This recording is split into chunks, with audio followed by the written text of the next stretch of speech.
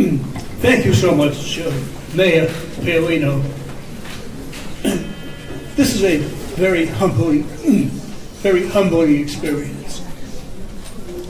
To hear all of these accolades from the governor and mayors, good friends, is really heart-wrenching to me. So, while I'm sitting here, my mind is wandering, saying, like, how did all this happen? So if I were asked to describe myself, like my inner being and whatever successes that I may have attained in life, I would have to say they come from the family. I would preach before a municipal court when young people would come in and when the families would come in. Preach that the basic unit of society is the family unit. Family unit. I was so blessed that my father was one of 10 and my mother was one of 9. And so I had 19 aunts and uncles, and I had over 40 cousins. Only about 6 are still living. I'm looking at one right there, Anthony. There are others I can't see. But it was their inspiration and their guidance and their hard work that really inspired me. When I was first elected to the city council in 1985, some 38 years ago, I will never forget my first day on the court. My dad, who was born in Italy, had a 7th grade education, came to this country with no money. But between he and my mom, they were so dedicated to the family that they taught us by example. And he was probably one of the most decent men I ever met in my life. So on my first day in court, my father was so proud. His son was now a judge. So he came to my first day in court. And he sat there. It was in the old police station. And a woman came before me, and she was obstinate, and she was insulting, and she was rude, and she was telling me that she had 3 kids, and she didn't have any money, and she couldn't afford to pay this fine, and she wasn't going to pay, and then she told me a few other things that were very unpleasant. So I decided that I certainly wasn't going to start my judicial career by taking this. So I fined her the full fine.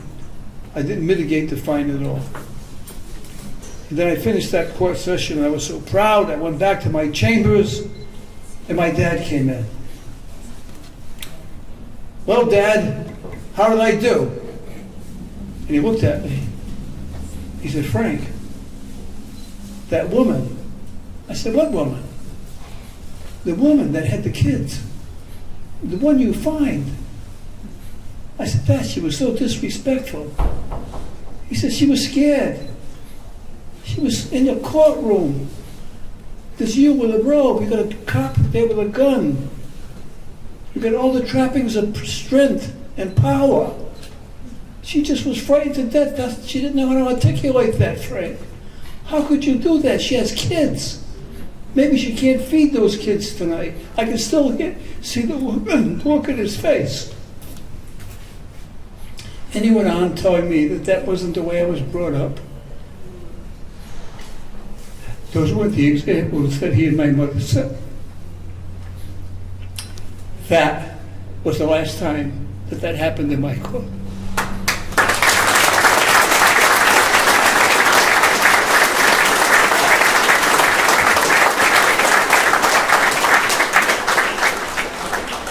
I had the privilege of sitting on the court for 38 years.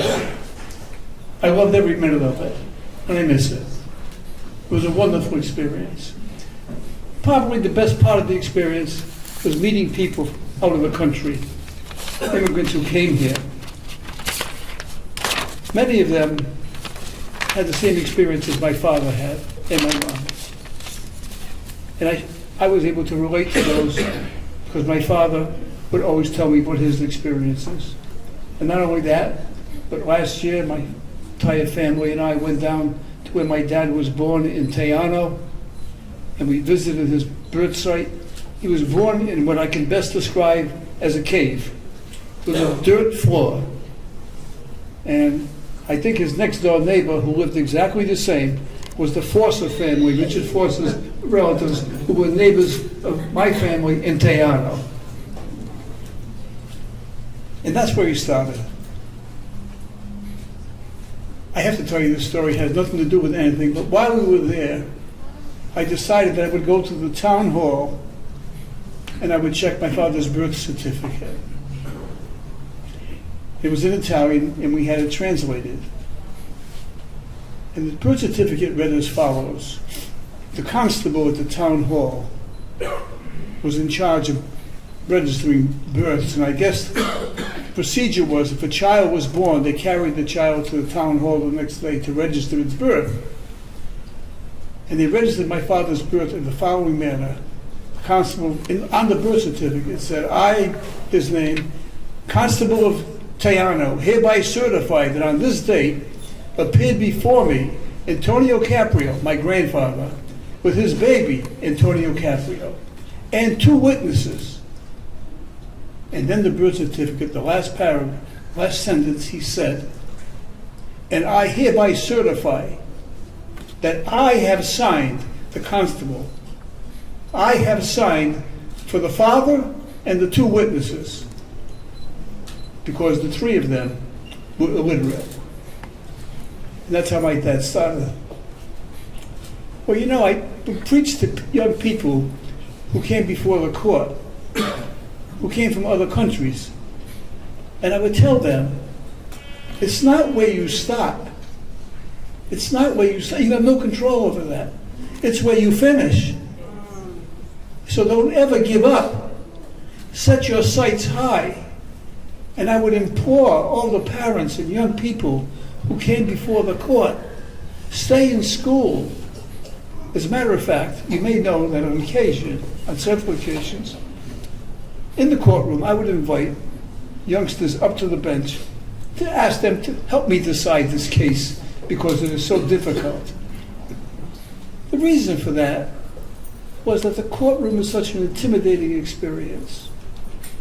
And just imagine if I treated the parents with disrespect, if I yelled at them and admonished them for a traffic violation, I could probably traumatize that child or toward the institutions of government, maybe for the rest of their life.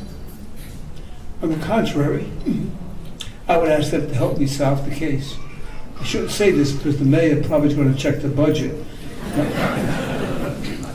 And I would say, what do you think I should do with this case? And it was interesting, some of their answers. It was wonderful. It was just a wonderful experience to advance good relations between the institutions of government and other people. So it is with that background that I served on the court. The influences of my mom, influences of my father, his decency. My mother gave new meaning to the saying, feed the hungry. She not only fed the hungry, she fed you if you had a full stomach and you had to eat it. It was the first thing she did. Before I finish, I want to make sure I recognize former judges that I sat with. And I see Judge Giannini is here, and Judge Abadi is also here. And I want to...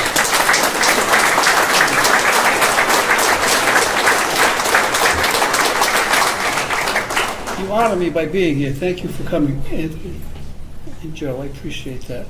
And Luisa Bortolotti, Judge Bortolotti, and I think I already mentioned Judge Crumble, you mentioned, and Dan McKinnon. I am really very appreciative by your attendance today. I had the privilege, while sitting on the court, to encounter and have people before me from all parts of the world. All parts of the world. And it was through them that I learned a great deal. I heard their stories, and the one thing that they all talked about was their families. and their hope for the future, and all of them about the greatness of the United States of America and what it meant to them and how they owed so much to this country. It just made me feel real good about their thoughts. But hearing their stories opened my own heart and my own mind to know that they showed me by their thoughts and by their journey that we all love, we all suffer, we all work hard, we all fail, but if we persevere, we can all succeed in this country, regardless what side of the bench that we're on.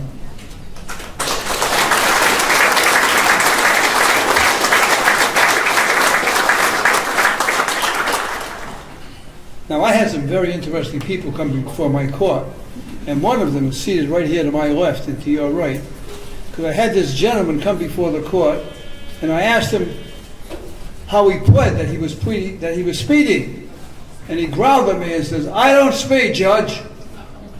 I was taking my son to the doctor." I said, "You were? How old is your son?" He said, 67. I said, "How old are you?" He said, "I'm 97. And that was 3 years ago. And he's become one of my best friends. Victor, stand up.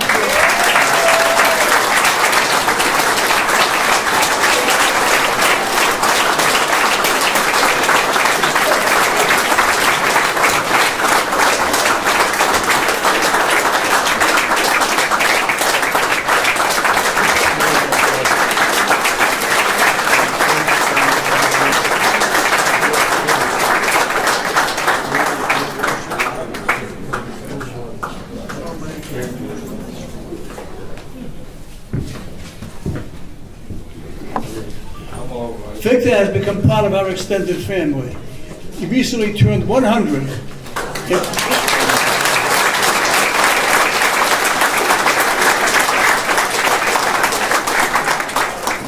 And we surprised Victor with a birthday party at his home, big cake, and he rewarded me by baking me the best apple pie I ever had in my life, Victor.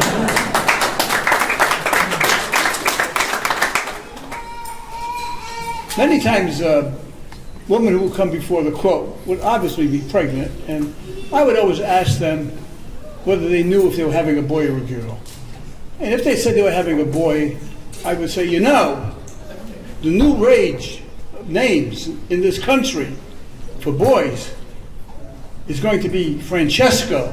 And they give me the same response you did. They laughed, because Francesco was my name. And so I said, you should consider naming the baby Francesco. And they laugh and so forth. Well, you know, it's interesting that some people actually did name the baby Francesco. As a matter of fact, Junie Fed is here. Junie, where are you?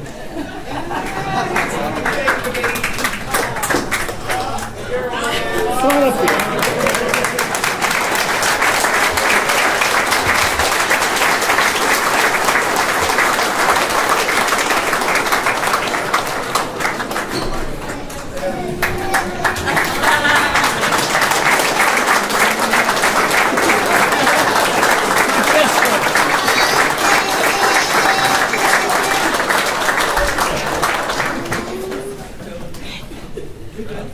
Thank you for coming up. Thank you. And this is Francesco.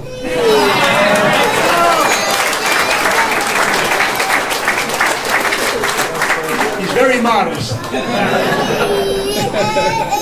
Unlike his namesake. Thank you so much. Thank you.